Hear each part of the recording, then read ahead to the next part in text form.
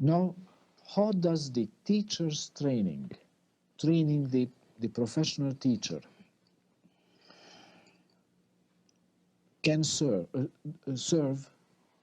this purpose the best? What should a teacher know? How should a teacher be trained that he might be able to go through, follow through with this kind of education in schools? That is the big question in every country. With us, some 50 years ago, people began to think that a teacher of music in schools must have, nevertheless, some musical knowledge. And we introduced in our Academy of Music a course of 6 months for people they already worked in schools but had very different musical knowledges. During the last 50 years, these 6 months are grown up to 5 years. We give now to the would-be teachers a course of 5 years after they had already a musical instruction for at least 10 years. With 18 years, they can enter in this course, which gives them a diploma of equal rank of a violinist or pianist or whatever instrument. They must be good musicians. They must have an overlook of all the classical and modern music. And besides, they must know the technique and the psychology of how to manage children and so on. That is the crucial question in every country to teach. I heard also in America it is a big gap between seriously built musicians and the teachers in schools. The former are looking despising to the others, which are perhaps very mediocre musicians, but they should be brought up to a higher degree to have, as nobody would allow to teach mathematics in primary schools to a bad mathematician. He cannot good reckon. So it should not be allowed to teach music somebody who is not a thoroughly built musician.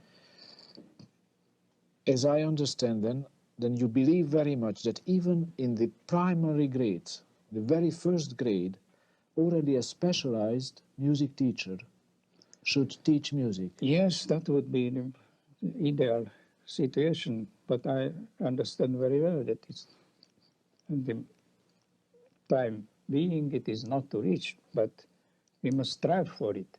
Yes.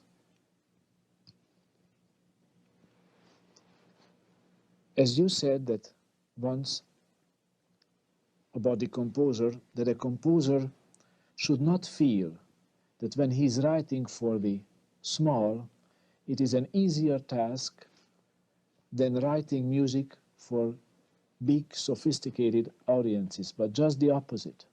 Certainly. Because is he writing for adult people or for... By the way, it is also a question with very few composers did ask themselves, for whom I am writing? Because most composers are writing for themselves or for a few friends, musicians. If you will write for the child, you must learn before the language of the child.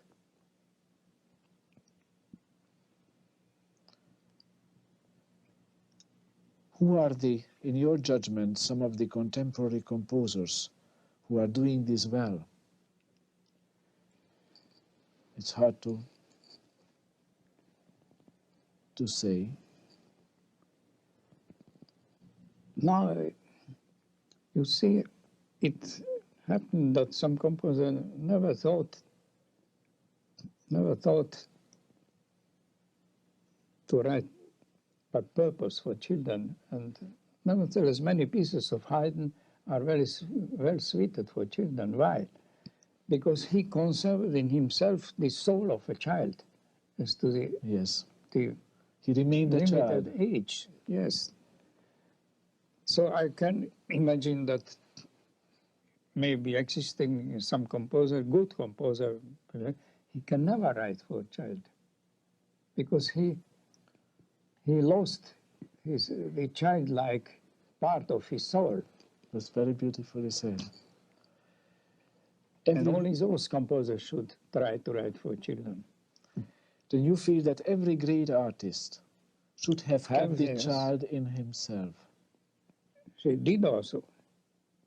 So Beethoven's many themes are, Beethoven itself was, as to the last day, a big child in many, many things.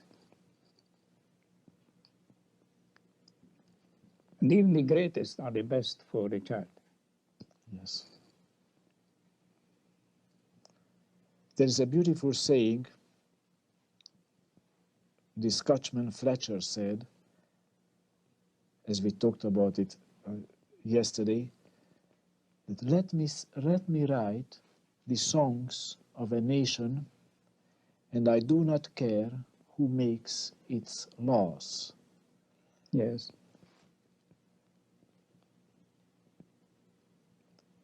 That proves the tremendous influence of music over the general development of a child and of a nation. And of a nation, of adult men too. But no adult men are able to understand music if they did not learn it in childhood. Therefore is the big difficulty all over the world now to find listeners for music. Many music is produced and also good music, but no listeners, too few listeners, not enough listeners. Just as a listener must be educated, and where? Only in the general schools. It must be a curriculum of the general curriculum must be a part of the music. Now this might be a question which would be hard to answer, but how do you see the role of the university in developing and in helping to develop all these? No, in two directions. First of all, the university could philosophically and generally, in any way, so emphasize that music is indispensable for general education. And on the other side, universities, especially American universities, which has all music departments, could much contribute to the training, to train the future teachers of music in schools. So there is a philosophical and the practical side of it. And in both areas, the university can take could do very much. But this conference, of course, which starts tomorrow under your guidance and with you presiding, will do just that, we hope. To emphasize that the university is where the basic philosophy of all of these tenets should have a home, and at the same time the university is the place where the practical means and ways are being instilled in the teachers to create music